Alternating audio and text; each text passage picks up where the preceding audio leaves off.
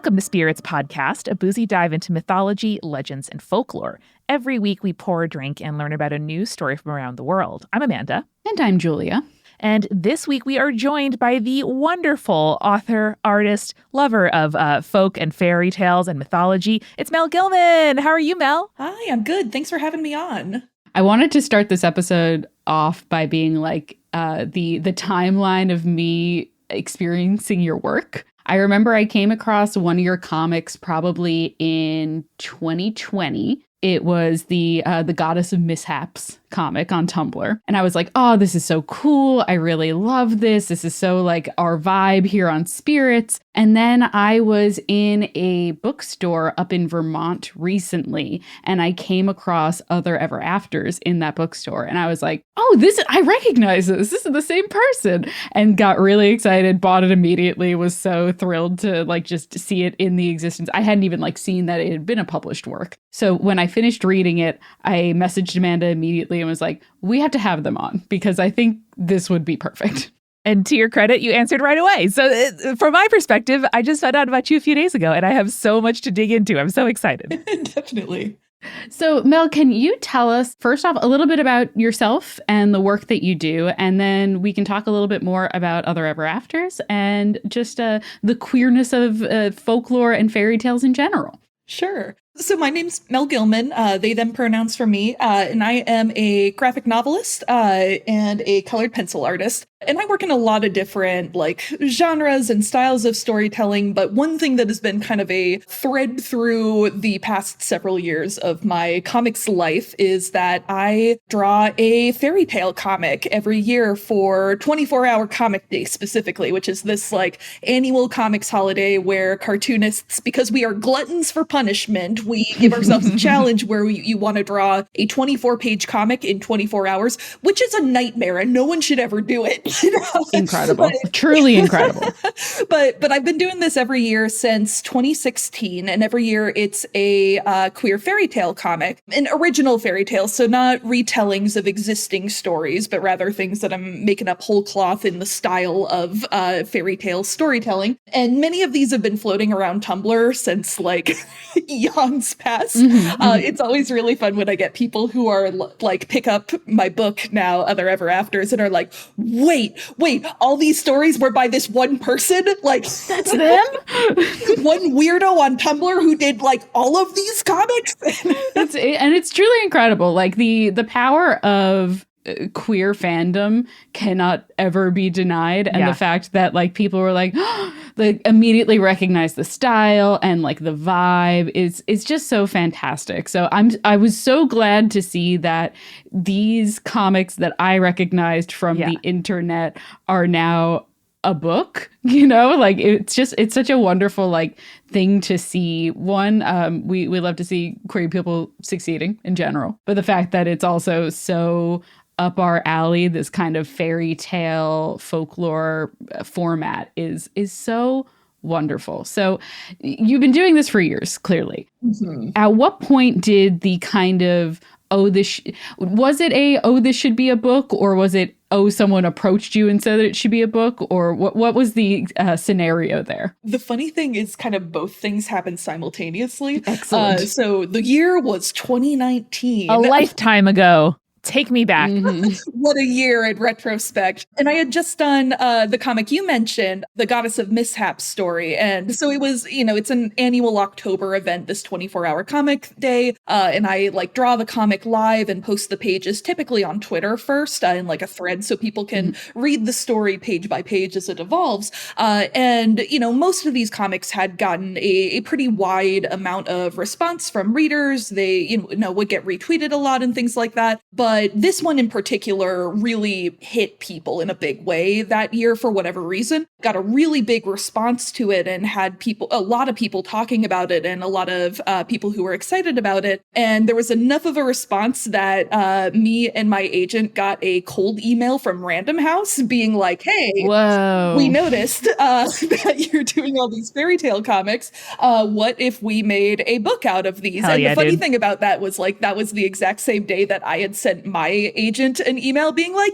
do you think we could pitch this? Like, people would this work? Like this stuff. So it was sort of a happy accident in a way that like the stars aligned, and just a scrappy little like Twitter thread of comics pages online was enough to attract the notice of editors working at bigger publishing houses. And they were clearly able to point at this and be like, okay, clearly people like this. Clearly there's something here. So let's see if we can make a book out of this. And I was really happy to get to do that. The book itself is like half stories that already exist online that people have seen before, and half new stories that do not exist online, that are print only. Mm-hmm.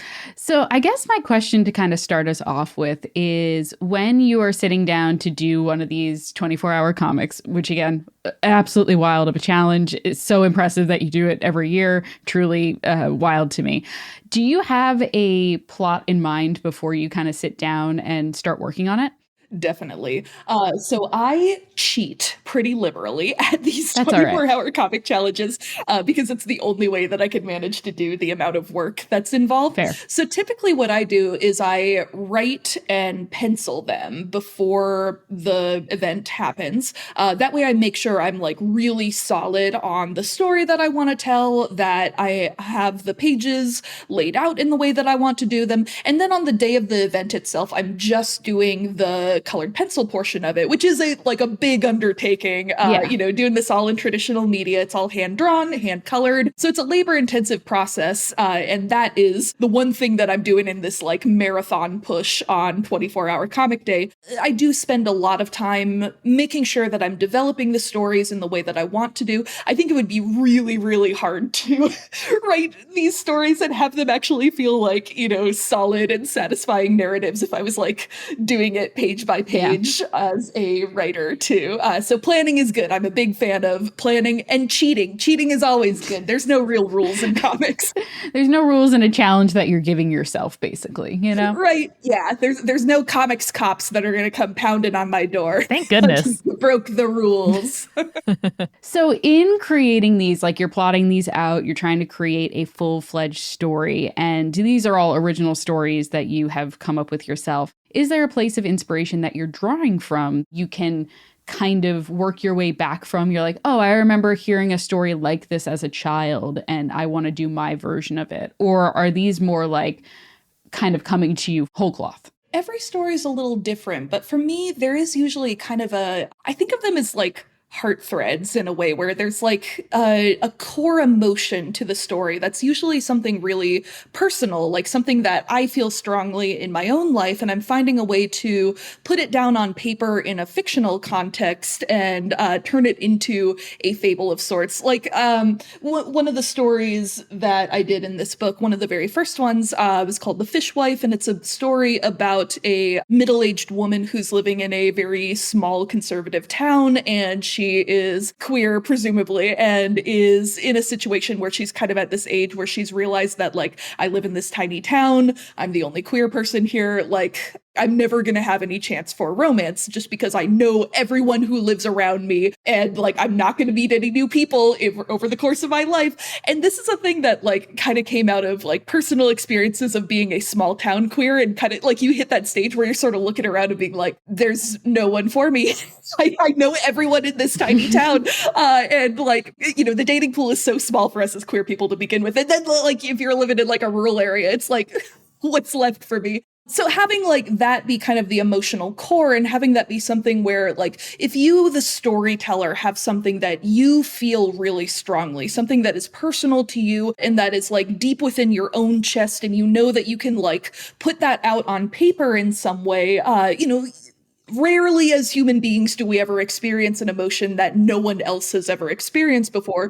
People are going to be able to like connect to it and relate to it and find something in their own deepest heart of hearts that resonates with the thing that you're putting down. So usually that's where the stories come from. It's something deep and internal to me that, is very personal, but I'm finding a way to fictionalize it on paper. So there is kind of like a weird trajectory in the narratives over the years where you can I don't know, for me at least, I can look at the stories and kind of see myself aging and see myself like maturing and learning deeper and better truths about myself as a human person and finding ways to communicate those on paper. So, so yeah, there's growth that's involved in the stories as they've gone on, because at this point I've been doing this for almost a decade. so yeah, you can see that narrative progression for me as an author, at least. I mean, isn't that the beauty, though, of being an artist and being a creator and a storyteller, is that you can see yourself in these stories, but also see how much you've grown. Yeah. And I love that aspect of being like, oh, my art was so different because I was going through something so different then. And to look at it now, I mean, like when I look at my stuff, it's a lot of self-criticism, being like, oh, girl, you didn't even know what was going on at that point. Like, what are you even doing? But I imagine that, like, especially in like a published work where you're using stories that you had already told and now like publishing new ones, it's probably really interesting to see them side by side and be like, oh, wow, you know, Mel 10 years ago was going through it, but Mel now is going through an entirely different thing. Yeah. And also, I mean, even if you just look at like the ways the world has changed from like 2016 to 2024, a lot of things have happened.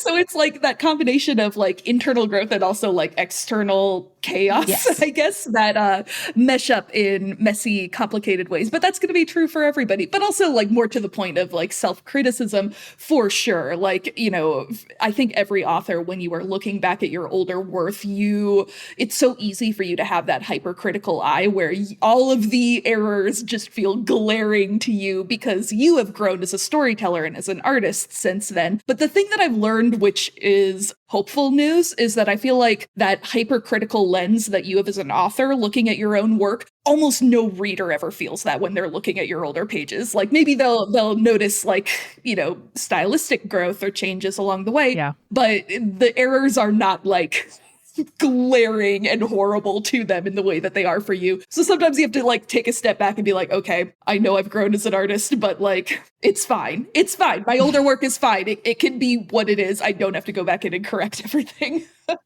It can exist in the like time capsule that it was, and that's just fine, you know? Yes. And I think that's true of like a lot of folklore and fairy tales, is like you look at the way that the original Beauty and the Beast was written, for example, and you're like, wow, that sure was a product of its time and like a weird criticism of arranged marriages, you know, like that kind of thing. But the way that we retell that story nowadays, the moral of it is so different. You know what I mean? Yeah. And I think that's one of the things that I love about like fables and fairy tales in general, is that really what they are these like kind of flexible narrative frameworks that you can hang different allegories on. And the allegories change as, you know, culture changes and human interests and needs change.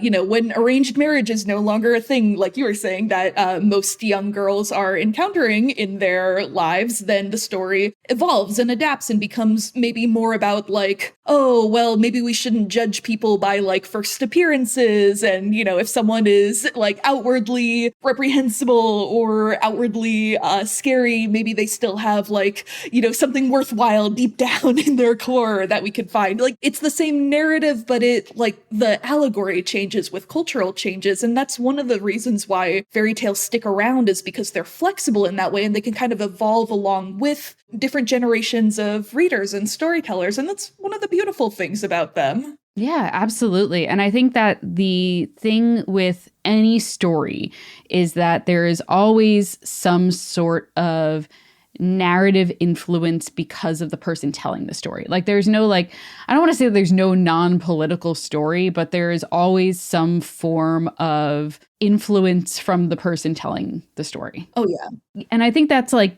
can be really good because like, you know, for example, retelling fairy tales nowadays to have more of a queer twist on it, a queer lens. Like we're seeing so many like queer retellings of classic fairy tales or classic myths in publishing right now, for better or for worse. You know, it depends on how you view the publishing industry as a whole and trends in the publishing industry. But I think that it is really interesting to kind of look at it and be like, we can probably keep retelling the same stories for thousands of years, and they will have the same basic bones, but they will always be a different moral based on like who's telling it. And I think that's kind of great. And I love that you mentioned the flexibility of fairy tales, because that is what makes fairy tales so enduring in that way. Absolutely. Kind of related to that. This is a little bit silly, but one of the moments when I knew that like I had done something right with my own fairy tales, and you know, knowing that that flexibility is an important part of it, is I would like occasionally get like Google notifications from AO3 where someone has written fan fiction not of the story that I wrote, but rather taking the fairy tale structure of the story that I wrote and applying it to like Minecraft boys. Yeah, like whatever ship they're into. Yeah. That's Incredible. fine. Like, you know, if my story, like the narrative bones of it are flexible enough that you can like find that like fable interior and then like apply it to like your blorbos, You did your job. then I'm doing something right there. And I was, you know, deeply pleased every time something like that comes up. When in doubt, I just go Destiel, you know? You're just like, yeah, there you go. We found it. Yeah. I love it. So good. Yeah. When you're a tag, when you're a trope, when it's like, what is the, like, you know, the Mel's comic AU of this? Like, it's so good. Incredible. So if I remember correctly, there was 4 comics that you had previously written, 3 brand new stories for the book. Was there a moment where you like looked back at the stories that you had already previously written and were like, okay, well, I kind of hit on that story. I kind of hit on that framing. I kind of hit on that moral. How do I move forward from here? And like, what do I focus on next? What did that look like? Partly just because of the type of person that I am. Unless I check myself, all the stories that I want to tell are basically lonely village girl falls for like hot monster lady, and hot monster lady whisks her away to a better place. And listen, Mel, I could have those forever. Right? If AAA video game franchises are anything to go by, society is catching up to you and not the other way around. Yeah, get on my level here. More hot monster ladies. Yeah. So for sure, like especially when I was approaching the new stories in the book, and also, I mean, since I'm still doing the like annual new comic every year, I always have to sit myself down and be like, Mel, you've already told that story a bunch of times. Let's see if we can do something different this time. And I pushed myself to try to think in new and different directions. I had some good guidance from the folks at Random House that I was working with. And some of their most useful suggestions were things like, hey, Mel, what if you had more stories that had young protagonists in them? So they're not romances, they're stories about children and, you know, family connections. And I was like, oh, okay. Like, yeah, that's a way to avoid more like hot monster lady stories in the book. That's one way to do it.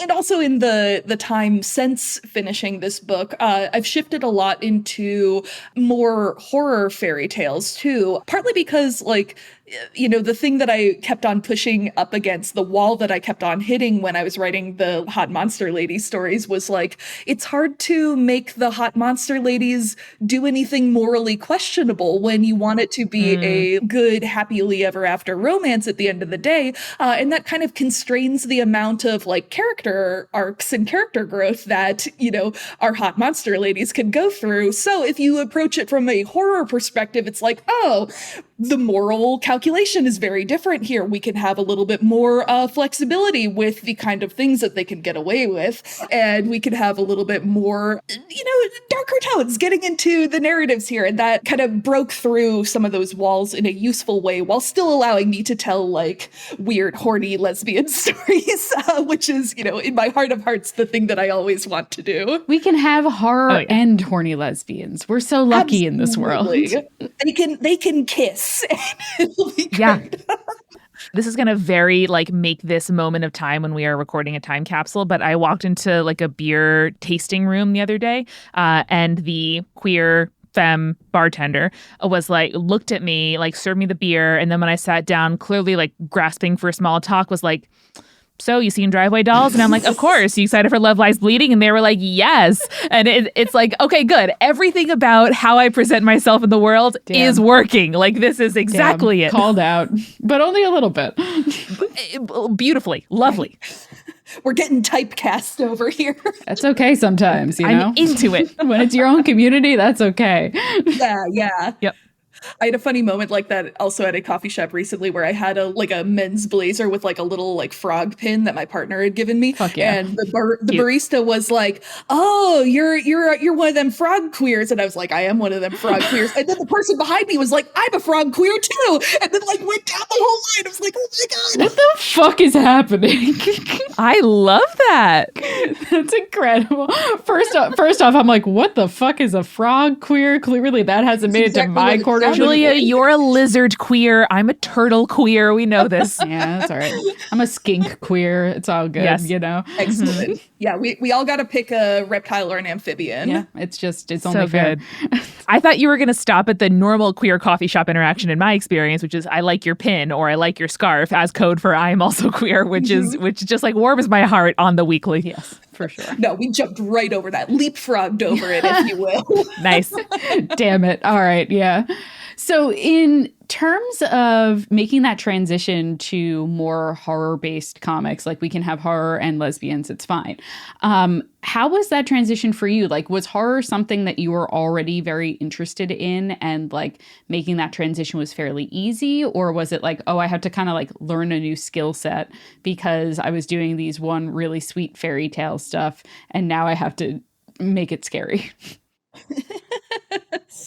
I've always loved horror. It's always been a thing that I have adored. Like, I was definitely one of those kids who grew up reading those like scary stories to tell in the dark books, the ones with the like horrifying Stephen Gamble illustrations in them. Yes. It was like, oh, so that was like formative, when your brain is still wet and juicy, that like imprints right on there. So I was, target demographic for stuff like that. And I started writing more horror, once I got into my elder 20s and 30s here. And I think part of it is probably, we were talking about, how the world has changed a lot in the last decade. And I think many artists have kind of found themselves gravitating towards horror. And I think that there is a understandable response to feelings of increased anxiety and stress in the world around us and finding ways to have that play a role in the fiction that you are writing. And horror in some ways is like trying to make sense of a world which feels like it is going off the rails. And I feel like that comes out in a lot of what, both me and many other horror authors are working with when we're approaching new stories that we're telling in this genre. But, I feel like horror and fairy tales, like they've always gone well together. The old Grimm's fairy tales were oftentimes very deeply like violent and horrific. So it's always been in like the blueprint of fairy tales. And, so much of it is about fantasy and the horror of the unknown and encountering magic things that are not always there to help you. and, being able to kind of recognize and address the darkness of, day-to-day life in an allegorical way works really well with fairy tales. So it felt pretty natural to get to explore that. And it really just helped me to open up a lot of doors for different moral paths that a story could take. Like the big story that I've been working on the past couple years is this like 3-part hot goblin queen divorce narrative, which has been great for getting to tell a story where it's like, yeah, let's not just have fucked up monster lesbians, but also let's have like fucked up monster lesbian divorce narrative. Like, let's see what happens when my classic lonely village girl character crosses, the goblin queen. What are the consequences going to be of that? And how does that play out in a narrative? And it's really fun to give yourself permission to play around in that sandbox and like get to bring in narrative paths that do not necessarily always lead towards the classic happily ever after in a very like Disney way. Yeah. And I think there's something really interesting too about differentiating like horror from queer horror because, with regular horror, a lot of times the scary thing is just the other, like something that is not aligned with what we expect or what society expects. So like you get witches, which is just like, oh, women not acting the way that they should according to this like patriarchal society, or you have monsters who are just like not human and therefore scary, or you have, you know, like people who are just existing outside of societal norms. And then for queer horror, a lot of times queer horror is just, oh, I'm already existing outside of societal norms, and those societal norms are becoming so much pressure on me, or becoming this kind of malevolent force that I have to fight against as a queer person. And I really think that that's like such an interesting way to approach, because now you're taking fairy tales, which are already about like being othered a lot of times, or being like the main character is the one being othered. Like, for example, The Little Mermaid with Hans Christian Andersen, or just like a lot of classical Greek mythology is about like, you know, someone who has been monstered because they did not bow down to a person in power or a god in power. And it's really kind of cool to like, not that queer people are reclaiming horror, because I think we've always existed in horror, but knowing that we can tell our stories and they resonate even if someone is not like in the same position as us. Yeah, 100%. And I feel like so much of the horror elements in fairy tales come from this like the fuzziness of boundaries and the fuzziness of edges between like, you know, what is human and what is monstrous, and what is like acceptable social norms and what are non-acceptable. And I feel like as queer people, like we exist in those like weird fuzzy in-between areas already in so much of our like, you know, both very real day-to-day lives, and also in like the allegorical sense of where we fall in like social positioning. So having narratives that are about boundaries and crossing boundaries, and what happens when people do not fit neatly into categories that, you know, established norms have tried to box people into, that inherent fluidity and the wiggliness of queer life and queer storytelling fits so well with like fairy tales and horror. And you're absolutely right, like it's been a part of queer storytelling and horror for, you know, as long as queer people have been making stories, which has been, you know, forever. Dawn of time. It's such a natural fit, and it's such a fun like sandbox to get to play around with, because you get to be the person who is looking at these structures and saying, well, what if we broke them? What happens when these things break down, and when we don't assume that these boundaries and these positionings are like set in stone and forever? What happens when we move in between them and break things? And that's like, that's the most fun part of storytelling too. Oh yeah, that's why I think the handshake meme of like queer people and genre fiction is so right, because there is something about the genre. Like I have come to read a lot of romance in the last several years, and before that I was a very like sci-fi fantasy kid. That's what brought Julie and I together originally, in addition to our love of mythology when we were children. But having such a not even rigid, but like a defined menu of tropes, and breaking them because you know them so well and you know them enough to circumvent them in ways that are really, really interesting, or just to use them. Like I'll never forget, Courtney Milan published a like swoony historical romance where there's no third act breakup. And I was like, you can do what now? And it was so transgressive, especially for her, having like Asian characters find love without oppression in her 19th century setting, was just absolutely incredible. And that is like one of a jillion examples that I can think of where, you know, the more you love, understand, and respect a genre, the more fun it is to break it. And I think that we as a community are just like so well disposed to doing and enjoying that. 100%. Yeah, totally agree with that. I really want to continue this conversation. We have to quickly refill our drinks, but we will be right back. Hey, it's Julia, and welcome to The Refill. Of course, I want to tell you all, hey, go check out our Patreon, patreon.com/spiritspodcast. You get some really cool rewards like the recipe cards that I work really hard on. I got to be honest. I love those recipe cards, both cocktails and mocktails, as well as ad-free episodes, director's commentary, and so much more for every single episode that we put out. And you can join our supporting producer level patrons like Alicia, Anne, Ariana, Ginger Spursboy, Hannah, Jack Marie, Jane, Nieselkins, Lily, Matthew, Captain Jonathan, Malachi Cosmos, and Sarah, as well as our legend level patrons. Audra, Bex, Chibi Yokai, Jeremiah, Michael, Morgan H, Sarah, and Beam Me Up Scotty. Again, that is at patreon.com/spiritspodcast. And as always, I have a recommendation for you here in the refill. This time I want to recommend to you The Strange Case of the Alchemist's Daughter by Theodora Goss. If you like kind of like gothic fiction, the works like Frankenstein, Jekyll and Hyde, The Island of Dr. Moreau, stuff like that, you are really going to like this. It is all about the like children of those scientists, and I really love the way that the story is told. I don't want to give any spoilers, but it's very, very fun. That's The Strange Case of the Alchemist's Daughter by Theodora Goss. Check it out.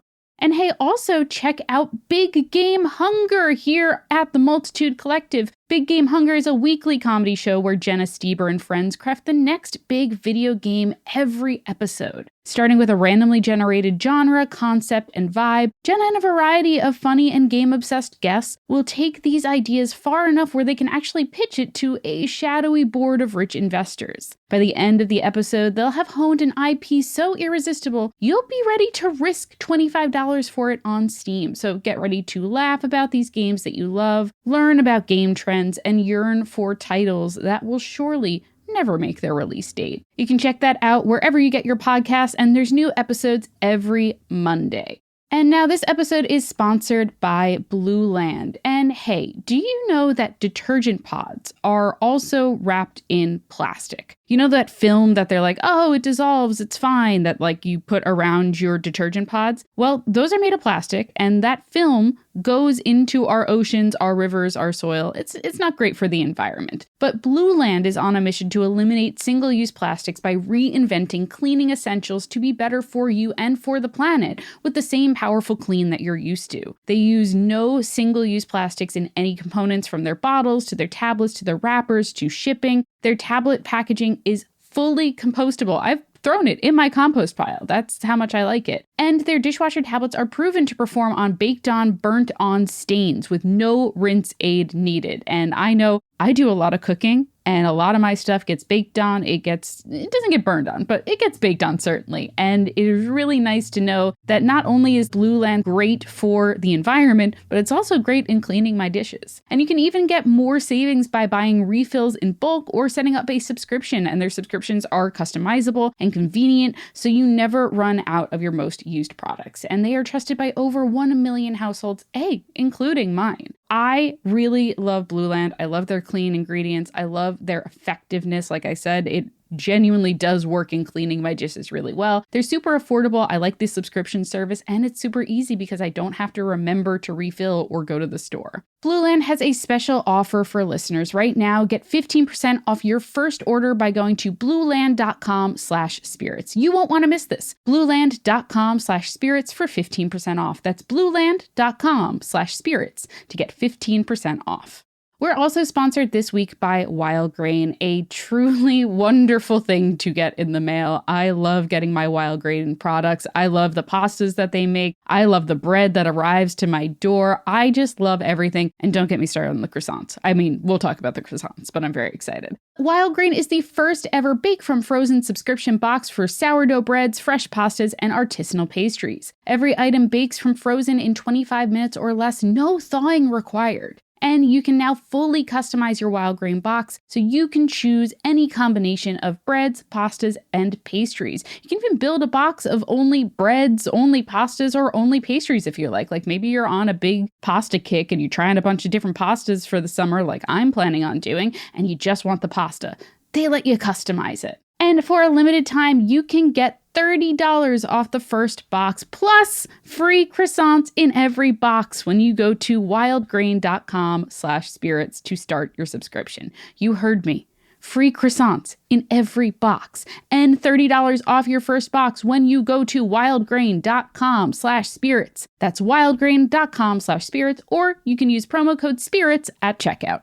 And finally, this episode is sponsored by BetterHelp. Listen, we all carry around different kinds of stressors. There's big stressors, there's small stressors. And when we keep them bottled up, it can really start to affect us negatively. I know that when I get stressed out, everything kind of tenses physically in my body, but also I get kind of snappy at people that I love and I care about, and I feel bad about it afterwards. And it's just kind of a weird cycle. But therapy really helps me. And therapy is a safe space to get things off of your chest and figure out how to work through what is weighing you down. I am so grateful to have my therapist and talk to her each and every week. And if you're thinking about starting therapy, consider giving BetterHelp a try. It is entirely online, designed to be convenient, flexible, and suited to your schedule. Just fill out a brief questionnaire to get started with a licensed therapist and switch therapists at any time for no additional charge. Get it off your chest with BetterHelp. Visit betterhelp.com/spirits today to get 10% off your first month. That's BetterHelp, HELP.com/spirits. And now let's get back to the show.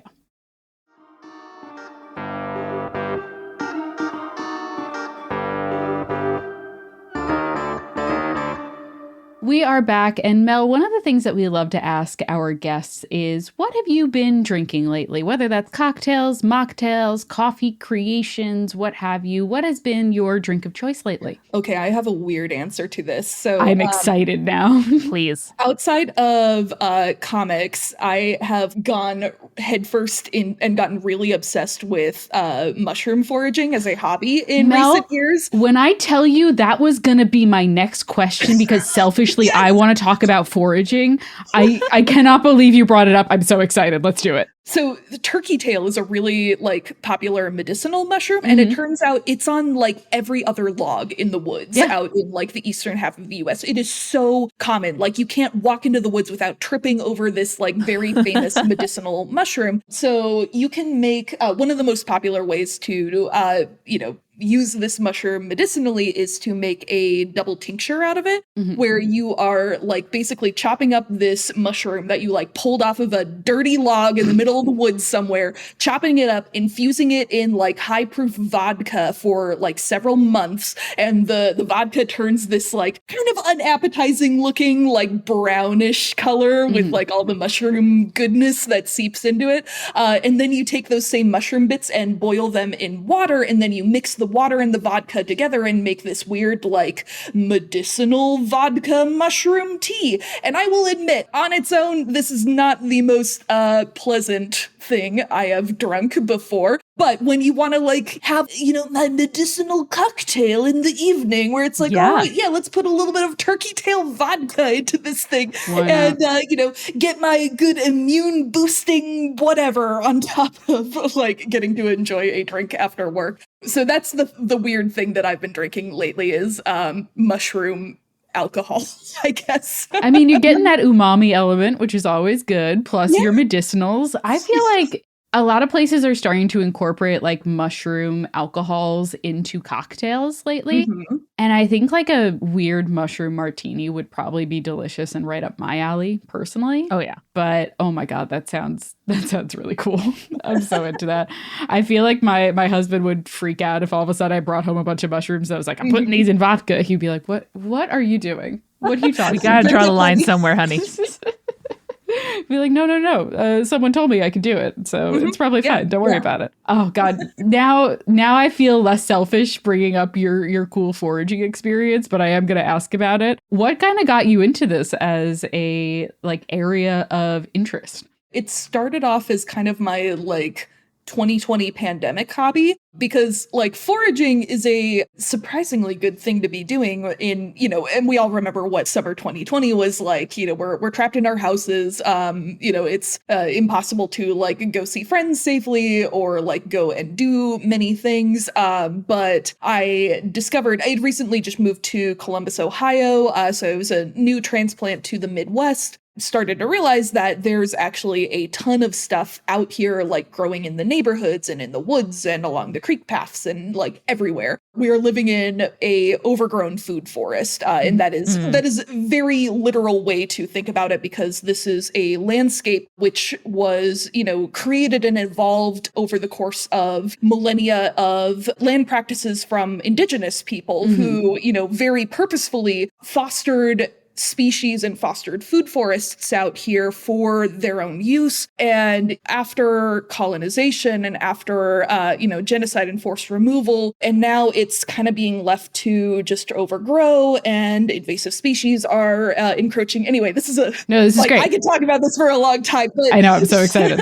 But the long and short of it is as a person who is interested in foraging, when you go out, you start realizing very quickly the level of abundance that exists in our wild spaces. And that is not an accident. That is a remnant of indigenous land practices in the United States. And it's been very life-changing for me, and it's changed a lot of how I think about like history and agriculture and wild spaces and all of that, to learn more about what foraging means out here and what sustainable practices are with foraging and how you can go about that and what that means as a window into the history of this land. So that's a like much more depressing turn of a topic to take. But it's the kind of things you definitely have to grapple with when you start really getting into this as a practice.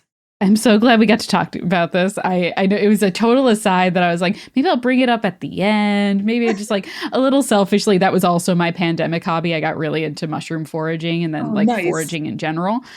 So it's just nice to be able to talk about it. I also appreciate your hatred for the Bradford pear tree. So oh God, I wanna kill him. I feel like this is the first year that the internet has like come around to what Julia and I, who grew up in like cookie cutter suburban New York City, Bradford pears like along every block, including my own home. We have known, and people are finally realizing it. Yeah, I tried to explain it to one of our coworkers who grew up in Texas, so did not have them. I was trying to explain what the stink smells like to him, and I was like, it smells like rotten cum. And he's like, so you're over exaggerating. I'm like, I'm not. That's what it smells like. It smells like it's gone bad, Yeah. Like it's just a deeply unpleasant smell. And God, city planners in like the 1950s in the Eastern US were like, what if we put these on every block? They're pretty and they're cheap. Who cares if they stink? Oh my God. Yeah. Finally, more and more states are starting to like outright ban them. And thank goodness we need to have like a bounty on them. Like, yeah. Tear it down, plant a better tree. Like they should have grants for this, like we should be doing something about this anyway. Yeah. It reminds me very much of here in New York City, we have the spotted lanternfly, an invasive species that's very bad for lots of our local flora and fauna. I truly haven't felt New Yorkers this united since 9/11 when you see a spotted lanternfly on a sidewalk and like kids and old people and dogs and ladies are all just like, who's going to get it? And like, we're all so excited to stomp on the lanternfly. We just need to come together against the Bradford pear more, Amanda. We need a common enemy, and the common enemy is an invasive species. Is stinky trees. Were stompable. We would have this on lockdown. Mm-hmm. Yes. Mm-hmm. What we should be doing is just replacing every Bradford pear with an American chestnut tree, but that's besides the point. I should, I really, really hope within our lifetimes we get to see that.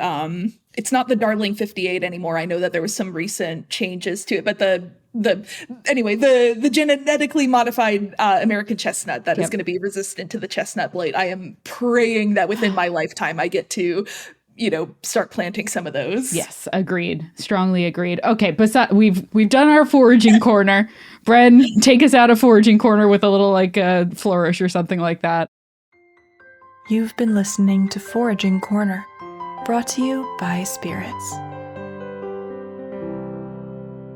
I would love to talk more about horror, and particularly like the horror of fairy tales and how we can retell them in a way that captures them as queer horror. Like you mentioned before we took our little break, fairy tales have always been extremely dark, and it's because a lot of them started as oral traditions and just like a working class kind of story. So naturally there is always this kind of like level of like it's hornier than you thought it was going to be for a story that we would tell children around the fire, right? It has kind of evolved into this very like high, I feel like the Victorians really did this, where they like have created the fairy tale to be this like very highbrow, like work of art sort of thing, right? Mm-hmm. And I'm very curious, not to say that like Victorian age stuff was not queer on its own, because there's plenty of like queerness in a lot of the stories that we get out of that era. But is there a method in your mind of kind of taking these stories that were zhuzhed up, you know, kind of gentrified in a way, and now like reclaiming them as like the gritty, horny fairy tales of yore, but now queer? Do you mean specifically for like retellings of existing fairy tales? Yeah, I think so. Because we talked about, you know, that's the flexibility of fairy tales, is that they can constantly be retold in that way. So I'm very curious. We'll talk about retellings, and then we'll talk about like using the framework of the fairy tale to create originals like you do. Yeah. I think there's lots of different ways to go about this. I feel like the easiest path, and the path that most authors, when they're like doing a revised queer version of an existing fairy tale, you can do some specific gender swaps, and you can kind of like turn, you know, a prince and a princess into a princess and a princess or something like that. And that's kind of like the step one level there. That's like the easiest version to do. And also the thing that I see most people reach for when they're starting off here. And there's nothing wrong with that. That is not a like read or anything. But I think we can go further than that. The thing that I think is fruitful and leads to more deep and layered storytelling is when you start really reaching into the allegories in these fairy tales and start really thinking about like, what are we actually talking about and what do these characters represent, and how can I tweak the narrative framework here and the characters' positions in order to talk not just about normalizing like, you know, homosexual relationships or things like that, but also getting into like the heart of like the weirder parts of being a queer or a trans person. I think about this especially when we, you know, think about gender in storytelling and about trans narratives in fairy tales, where again, there's the easy route where you just kind of swap some genders around and like call it a day. But also there's so much rich, weird, gritty complications that come into play when you are positioning yourself as a trans person, and when you are shifting between genders, and when you are experiencing the world outside of these two binary cis categories. And there's so much of that experience that can, on the level of allegory, be brought into the story if you're willing to go at it in a like more complicated and more unexpected way. So it's all about the allegory for me. It's all about, you know, diving into that allegory and also not being afraid to get weird with it.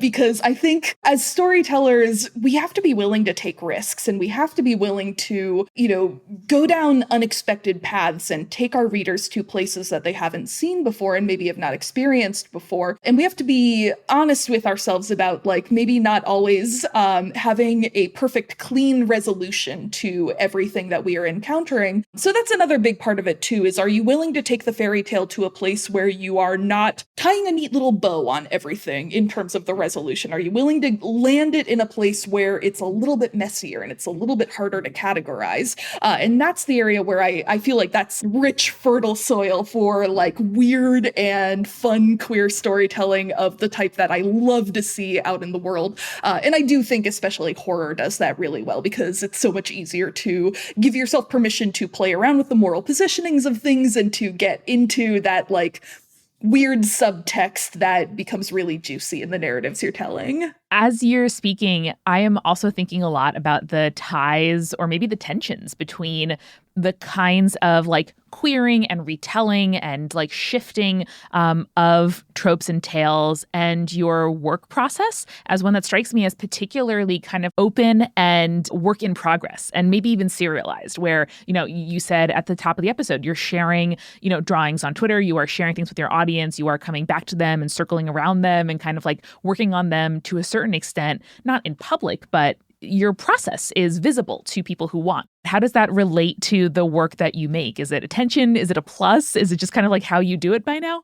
The thing that I like about it is, especially when I'm doing the like Twitter version of these, where it's like, okay, I'm trying to like finish coloring 1 page per hour, and then I'm posting it online in real time as I finish each page.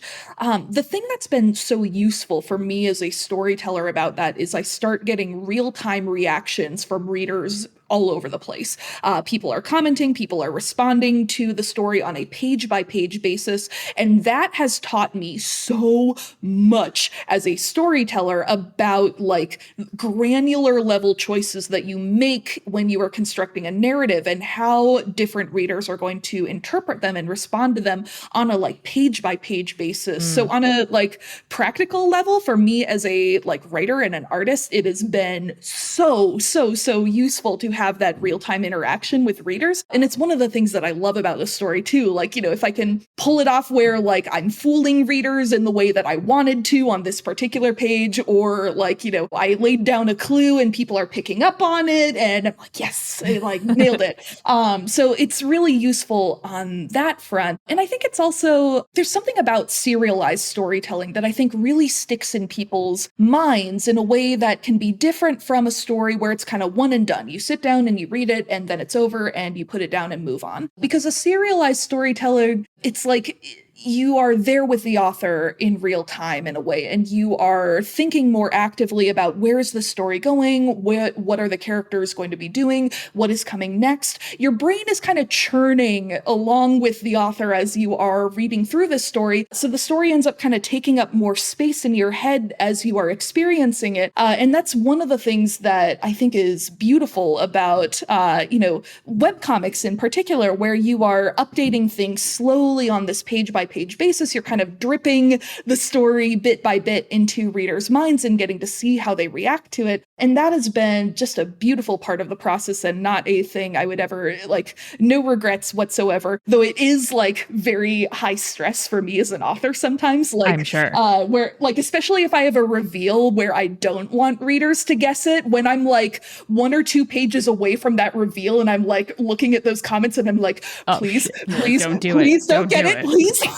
It's like really stressful to like, be able to see in real time how people are reacting to this and be like, did I do my job right? And then if you did, it's like, oh, thank goodness. And if you didn't, it's like, crap. Damn. Yeah. You gotta go back and change some things. But still, like, I also think I am a person that tends to guess plot twists way ahead of time in like movies and television and books and stuff like that. I think it's actually a sign that the author did a good job in laying the blueprints for what the reveal is going to be or what the twist is going to be. Because if it just comes out of nowhere, as a person, I'm like, well, there was no indication that was going to be the thing. So like, I actually think like if only a few people are getting it, but someone is getting it, I'm like, okay, I did a pretty good job with that then, because that just means that you followed the hints that I laid down already. Yes. Yeah, no, I'm absolutely with you there. I feel like the percentage for me is always like roughly 5%. Like if 5% of my readers like pick up where I'm going and they guess it correctly, like good. That means like I did structure it correctly, and you were too smart for me and good for you. But yeah, if 0% of readers see what's coming down the pipeline, that probably means that you maybe didn't do your job as well as you could have. Wow, they missed all of those clues. Whoops. Whoops. I hit them too well. Yeah. And there's that thing that like TV writers love to do, especially where they like are trawling Reddit and they're like, oh no, user like poopy butt 669 correctly guessed the direction that we're going with the series finale. So now we have to go in a completely different direction. It's like, Lost. No, don't do that. Or you pull the Alex Hirsch from Gravity Falls, where you like secretly leak fake screenshots to throw people off the scent and still do the twist that you were planning on doing, which like is one of my favorite just online television history things. It's truly impeccable. Oh, that's incredible. I didn't know about that one. Oh yeah. They were like, this character must have a brother or a twin or something like that. And then he was like, shit, people kind of guessed it. Here's a screenshot of a different character who very clearly is doing the things that you think this brother's gonna do. And it was perfection, truly perfection. Mel, this was such a great conversation. I'm so glad that I stumbled on your book in that bookstore up in Burlington, Vermont, and we reached out and we had you here on the show. If people would like to find more of your work or where you are online, where can they do so? Sure. I'm pretty easy to find on most social media. I'm at Mel Gillman on Twitter, at M Gillman on Instagram. And for sure, if you are interested in, reading the book of fairy tales that we've been talking about, Other Ever Afters, easy to order through any local bookstores. Also, a lot of the comics are still floating around online. That was one of the nice things about this book project is that I still got to keep the comics that originated online for free.